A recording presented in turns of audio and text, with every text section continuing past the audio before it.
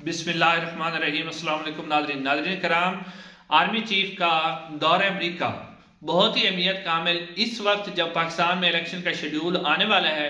اور اس دورے کی کیا اہمیت ہے اور اس دورے کے بعد ہی پتہ چلے گا کہ پاکستان میں الیکشن ہوں گے یا نہیں ہوں گے۔ یعنی پاکستان کا پورا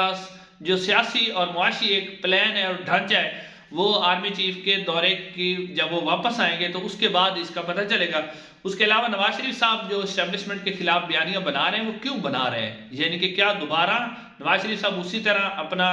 جو اسٹیبلشمنٹ کے ساتھ لڑائی ہے وہ شروع کرنے لگے ہیں، جیسا کہ انہوں نے پرویز مشرف صاحب سے لڑائی شروع کی تھی، اس سے پہلے جنرل وحید کاکڑ کے ساتھ ان کی لڑائی ہوئی تھی۔ اس کے علاوہ جو ہے پی ٹی آئی کا جو کوہاٹ میں ورکر کنونشن ہے، اس میں آج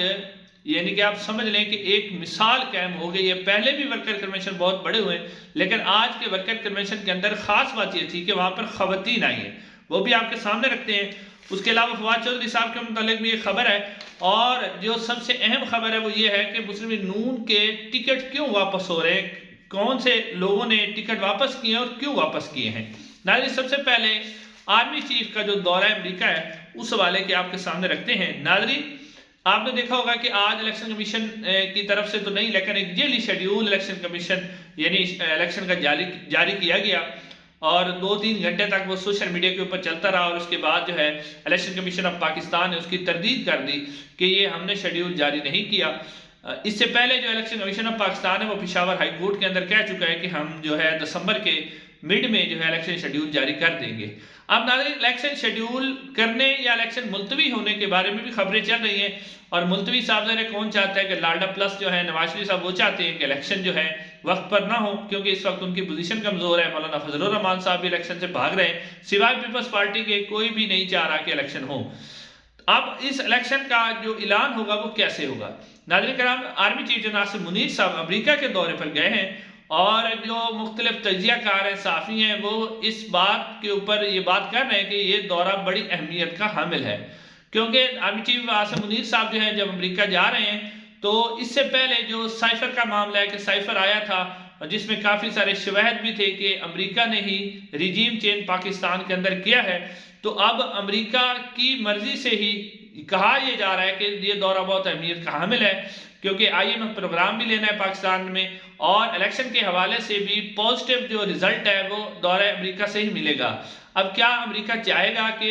پاکستان کی جو 25 کروڑ عوام ہے اس وقت جو امریکہ سے وہ نفرت کرتی ہے، جو پاکستان تحریک انصاف کے ووٹر ہیں، اور امریکہ کبھی بھی یہ نہیں چاہے گا کہ وہ اتنی بڑی تعداد میں عوام کی نفرت اپنے پاس لے، یعنی امریکہ چاہے گا کہ پاکستان کے اندر جمہوریت بحال ہو، اور اس حوالے سے آرمی چیف کا دورہ بہت ہی اہمیت کا حامل ہے۔ جب جنرل ناصر منیر صاحب واپس آئیں گے اس کے بعد پتہ چلے گا کہ پاکستان میں الیکشن 8 فروری کو ہوں گے یا نہیں ہوں گے۔ اگر تو ان کی واپسی پر بھی پاکستان تحریک انصاف پر جس طرح کی سختی ہے اس کو مزید بڑھایا جاتا ہے، تو پھر تو جو ہے الیکشن ہونے کے کوئی چانسز نہیں ہے۔ اگر اس کے اندر کچھ نہ کچھ کمی کی جاتی ہے اور کچھ نہ کچھ ایسی سچویشن پیدا کی جاتی ہے جس سے کہ پاکستان تحریک انصاف کو بھی پنجاب کے اندر خاص طور پر سپیس ملے، تو الیکشن ہونے کے چانسز ہیں۔ لیکن یہاں تک جو امریکہ کے اندر ہے، امریکہ کے اندر جتنی بھی پالیسیز بنتی ہیں یا جو اگلا صدر منتخب ہوتا ہے اس کو جو عوام ووٹ دیتے ہیں، وہ ووٹ دیتے ہیں ان کی خارجہ پالیسی کی بنیاد پر کہ دوسرے ممالک کے ساتھ ان کے تعلقات کیسے رہیں۔ تو اب جو بائیڈن جو ہے وہ اگلا الیکشن لڑنا چاہ رہے ہیں، تو ان کے لیے انہیں اپنی خارجہ پالیسی بہتر بنانی ہوگی، اور دوسرے ممالک کے ساتھ تعلقات انہیں بہتر بنانے ہوں گے۔ اب ان کے پاس بھی شاید یہی آپشن رہ گیا ہے کہ وہ کہیں گے کہ پاکستان کے اندر جو ہے وہ الیکشن کروا دیے جائے۔ ناظرین، اگر الیکشن صاف اور شفاف ہوتے ہیں تو پاکستان میں جمہوریت کی بحالی ایک اہم قدم ہوگا۔ اب ناظرین، نواز شریف صاحب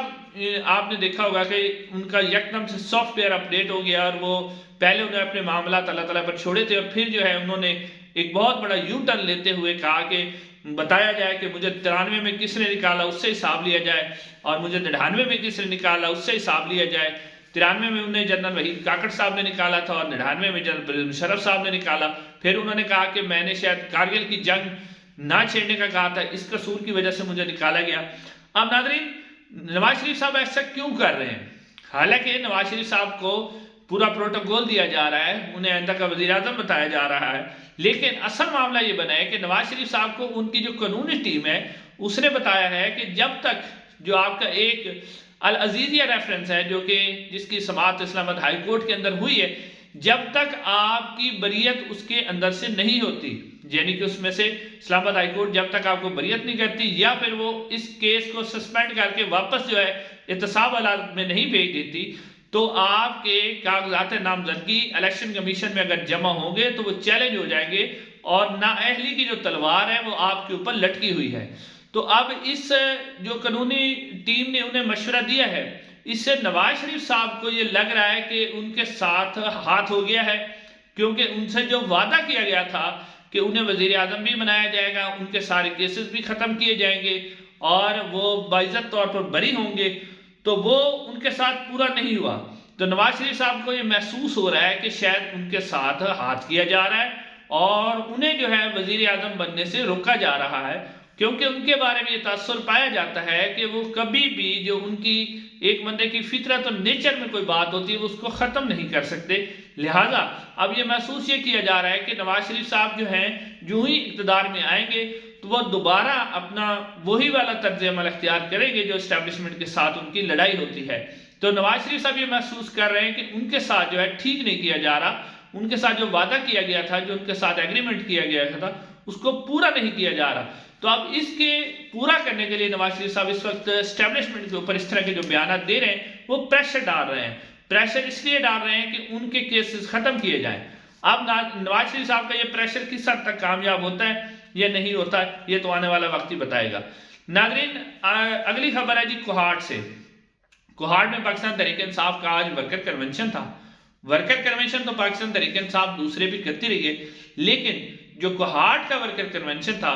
اس میں کیا خاص بات تھی؟ ناظرین، پہلے تو پولیس نے جو ہے کوہاٹ میں ورکر کنونشن کو روکنے کی بھرپور کوشش کی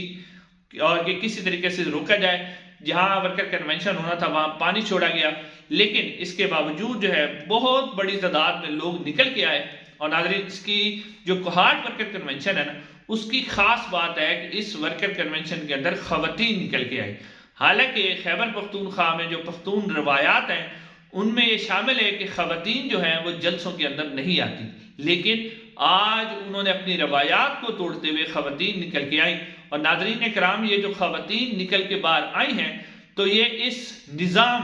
جو اس وقت ظلم، جبر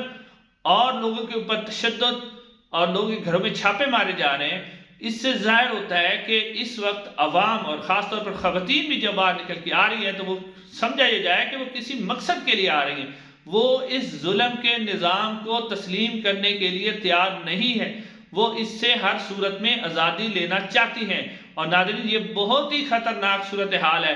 اس کو بار بار ملایا جا رہا ہے کہ 1971 میں جو حالات تھے اب اس سے بھی حالات بدتر ہو رہے ہیں۔ اب جو ہمارے طاقتور حلقے ہیں ان کو یہ سوچنا چاہیے کہ ہم کس طرف جا رہے ہیں۔ یہ بہت ہی خطرناک صورتحال اس وقت پیدا ہوتی جا رہی ہے جو کہ پاکستان کے لیے بہت ہی خطرناک ثابت ہو سکتی ہے۔ آج جس طرح کوہاٹ میں عوام اور خواتین نکل کے آئیں تو یہ ایک قسم کا پیغام ہے سمجھنے والوں کے لیے۔ ناظرین، اب جو پاکستان مسلم نون کے ٹکٹ جو واپس ہوئے اس حوالے سے خبر یہ آ رہی ہے کہ راولپنڈی کے اندر 7 لوگوں کو جو ہے ٹکٹ کے انٹرویو کے لیے بلایا گیا تھا